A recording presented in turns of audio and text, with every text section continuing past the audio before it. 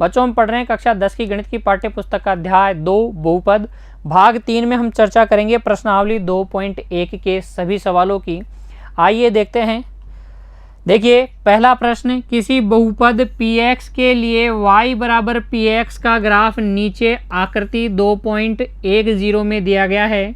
प्रत्येक स्थिति में px के शून्यकों की संख्या ज्ञात कीजिए। ऐसा ही हमने भाग 2 में क्या किया था, एक उदाहरण संख्या 1 की थी पाठ्य पुस्तक की। ठीक वैसा ही प्रश्न है, ग्राफ देखने हैं और शून्यकों की संख्या बतानी है। देखिए पहले ग्राफ में आपको अगर देखें आप तो x अक्ष को प्रतिच्छेद नहीं कर रहा है, x अक्ष को कहीं पर भी ग्राफ प्रतिच्छेद नहीं कर रहा है, तो इस केस में शून्यकों की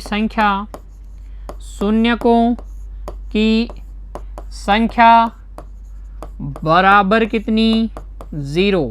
इस केस में शून्यकों की संख्या 0, क्योंकि x अक्ष के समांतर रेखा दी गई है। बहुपद की रेखिक बहुपद जरूर है लेकिन कैसा है, कांस्टेंट है, इसलिए इसके ग्राफ समांतर आया है।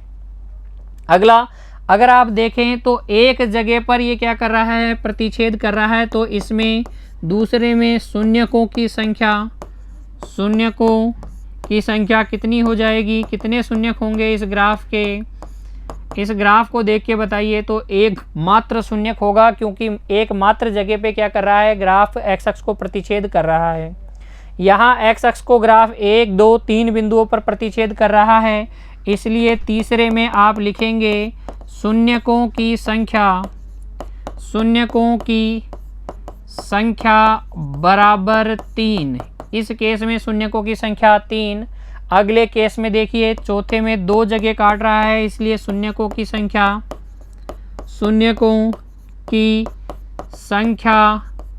बराबर 2।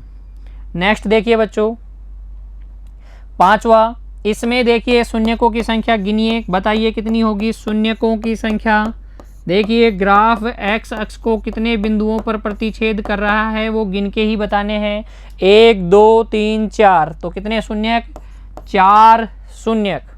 फिर अगला देखिए यहाँ पर छठे में छठा सवाल, पहले का छठा भाग, शून्यकों की संख्या। यहाँ आप देखिए शून्यकों की संख्या कितने बिंदुओं पर प्रतिच्छेद कर रहा है, 1, 2, 3। x अक्ष को देखना है, y को नहीं देखना। 1, 2, 3 बिंदुओं पर प्रतिच्छेद कर रहा है, तो शून्यकों की संख्या कितनी, 3।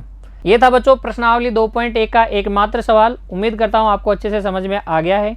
आप प्रैक्टिस करते रहिए, खुश रहिए, धन्यवाद।